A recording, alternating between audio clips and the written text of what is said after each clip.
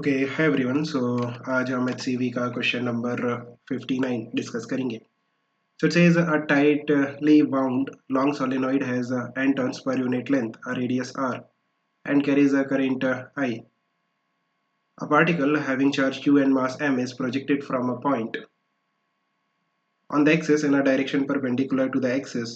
What can be the maximum speed for which the particle does not strike the solenoid?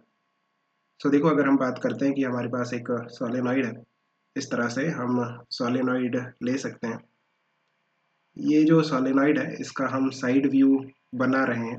इस solenoid की जो length होगी वो इस पेज के परपेंडिकुलर और पीछे की तरफ होगी, है ना। एंड इस सोलेनॉइड में करंट आई फ्लो करता है। सो ये काफ़ी लॉन्ग सोलेनॉइड है। सो इस सोलेनॉइड के अंदर जो मैग्नेटिक फील्ड होगी वो यूनिफॉर्म होगी। एंड यू कैन सी कि जो डायरेक्शन होगा magnetic field का, that will be in cross direction. From right hand thumb rule you can easily check the direction of the magnetic field कि cross direction में हमारे पास magnetic field आ रही है।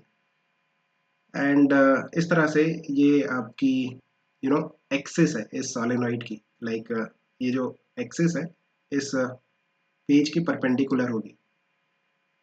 Now इस एक्सिस में हमारे पास एक पार्टिकल है जिसका मास m है एंड चार्ज कितना है q। इस पार्टिकल को हम प्रोजेक्ट करते हैं perpendicular to the axis. Means आप देखो किस तरह से आप प्रोजेक्ट करोगे। इस तरह से कुछ वेलोसिटी v से आपको प्रोजेक्ट करना है। तो अगर आप इस सिचुएशन को देखते हो कि ये हमारे पास पार्टिकल है, इसे हम वेलोसिटी v से प्रोजेक्ट करते हैं यूनिफॉर्म मैग्नेटिक फील्ड में। जो मैग्नेटिक फील्ड है वो क्रॉस डायरेक्शन में, राइट। सो क्या होगा कि इस पार्टिकल पे मैग्नेटिक फोर्स लगेगा किस डायरेक्शन में, v क्रॉस b के डायरेक्शन में। सो v क्रॉस b का डायरेक्शन जो आ रहा है, this is the direction of v cross b। इस डायरेक्शन में हमारे पास मैग्नेटिक फोर्स आएगा। इस मैग्नेटिक फोर्स के कारण जो पार्टिकल है वो सर्कुलर पाथ में मूव करेगा। सो यू कैन सी कि जो चार्ज पार्टिकल है वो सर्कुलर पाथ में मूव करने लगेगा, समथिंग लाइक दिस। ये जो मैग्नेटिक फोर्स है ये सेंट्रीपिटल एक्सेलरेशन प्रोवाइड करेगा। सो अगर हम यहाँ पे देखते हैं देन ये जो पार्टिकल है इसका जो सर्कुलर पाथ है वो कुछ इस तरह से होगा।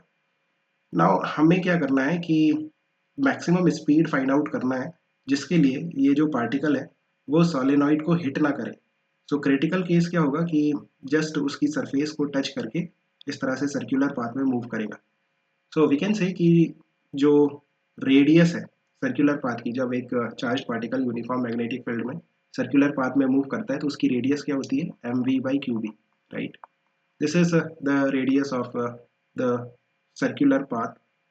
Let's call it r dash। सो ये आपका r dash है, right, r dash। So you can see कि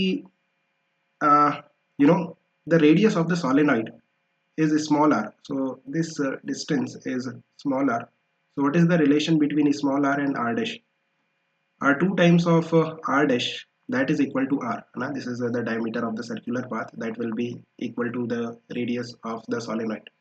So if you put the values here, 2 times of r dash is mv/qb, that is equal to r, which is the radius of the solenoid. So from here we have to find speed. Speed will be rqb/2m. Magnetic field inside the solenoid, you can put the value कितनी होती है, mu0 ni। बस यही हमें पूछा था। Hope you have understood. Keep working hard, best of luck, bye.